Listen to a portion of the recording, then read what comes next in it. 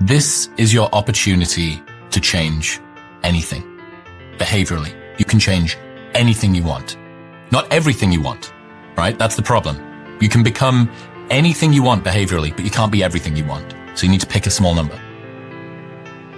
What would have to happen at the end of next year to look back and consider this year a success? I think that really helps to just give you a bit more perspective. And it usually comes down to only a few things. Setting the bar unrealistically high does not increase your performance. Imagine this. Imagine that you went into a buffet and you made your plate as big as possible. You said, I want all of these things. I'm going to put all of this stuff on my plate. And my stomach is going to expand to be able to fit it. That's not the way that our stomachs work. And that is not the way that our workloads work. So, first rule. In order to pick something up, you have to put something down. Don't assume that just because you've loaded more onto your workload plate, your work capacity will expand to be able to fit it into your stomach. Now, that's not the way that it works. Make the assumption, I can do no more than I'm doing now. I can switch stuff, but I can't add more in. Maybe you can. Maybe you're going to be able to squeeze your phone time. Maybe you're going to be able to become more efficient, more productive, whatever. But it's safer to just assume this is the pie that I'm playing with. And in order to pick something up, I have to put something down. That means I'm going to have to take something off the plate. We don't think about subtraction because we think of addition. Unfortunately, you can't take somebody else's purpose or success. You can't wear it as a suit. It's a bad idea, right? Because it's going to not fit. Let go or be dragged. That means if you're not careful with how you design what it is that you chase after, you can spend your entire life realizing that you climbed a huge fucking ladder that was leaning up against the wrong wall. The big picture goals are going to be hard for you to get to. But if you just think 1 year ahead, okay, now we can start to talking about a plan to do that. If I could only achieve one thing today, start of every day, if I could only achieve one thing today, what would that be?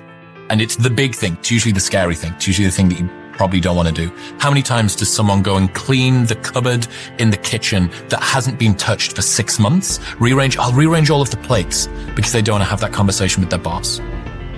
Because they don't want to face that particular piece of work, which is like big and scary and I don't really know how to tackle it, how to begin. You will do everything that doesn't need to be done in order to avoid the one thing that does. It's because it's a big, scary task that people will endure months, years, decades of misery to avoid a couple of days of pain.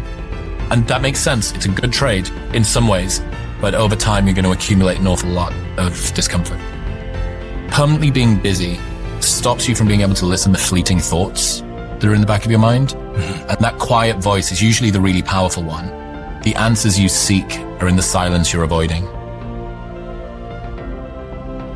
So, lessons about problems and stress. Number one, problems are a feature of life, not a bug.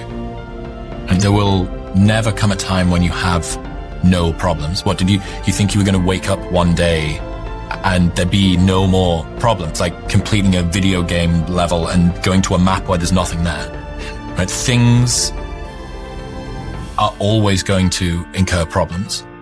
Your problems will change, but having problems is going nowhere. Number two, whatever negativity is consuming your thoughts probably won't matter in 3 months' time. Like in 3 months, you won't remember the corrosive texture of your own mind or the boring, repetitive things that you thought or maybe even what you worried about. I think, what were you worrying about 3 months ago right now? Probably can't remember. But all of the time that you spent worrying will have passed. So you're sacrificing your joy and your presence in the moment for a problem that you won't even be able to recall in the future. So learning comes from the edges. Number three, change is uncomfortable and it rarely occurs without a lot of stress. Learning comes from the edges? From the edges. What does that mean? Proximate zone of development. What does that mean? You pushing yourself just beyond what you're comfortable with. And sometimes this can be emotional pain too. Leaving the job happens when you get pushed out of region beta on the bottom end, or growth happens when you overextend yourself the right amount, not so much that you get injured, but so much that you're challenged, that this is a new zone for you to get into. I'm clawing up, wow, and it expands your potential, your idea of what you're able to do, and it pushes you so that your system becomes more resilient on the other side. Many of the periods of radical, important change that you have had in your life have only occurred because of severe challenges you faced. Like, look back. Almost all of the big periods of growth in your life have germinated from your lowest points. In retrospect, would you have avoided them if you could?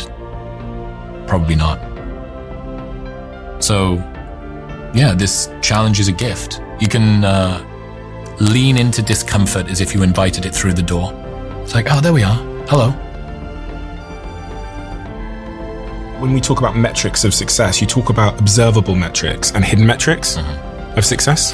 Yeah, so a lot of the time we'll trade a hidden metric for an observable metric. Something that's observable would be your job title, what your salary is per year, how many people know you, your bank balance, the size of your house, the car that you drive. Things people can see. Yeah, of course. Okay. The only way that your success can be judged is outwardly. So naturally, we trade something which people can't see for something that they can see. For instance, lots of people would trade a longer commute for a higher salary or a better job title. One of the problems that you encounter with that is that the length of your commute is one of the most correlated stats with your happiness. Longer commutes reliably make people more miserable. And what's the hidden metric that you've lost by doing that? Well, that's less time with your family, with maybe your kids that are growing up, with your wife to connect. That's less time to pursue your own passions, even if your job is your passion. So what about a more stressful career? Going to move into a different industry that's way more stressful, but it pays more. Observable metric. What's the hidden metric? What about the peace of mind that you have as you go to sleep at night? What about what that does to your health and the quality of your relationships and your ability to be present on a weekend? So you're not able to turn your phone off because your last job was 9 to 5, but this one is 24/7. Well, it's difficult to say because you're like, people want and need real resources. I want to improve the quality of my family. That's a noble thing to do.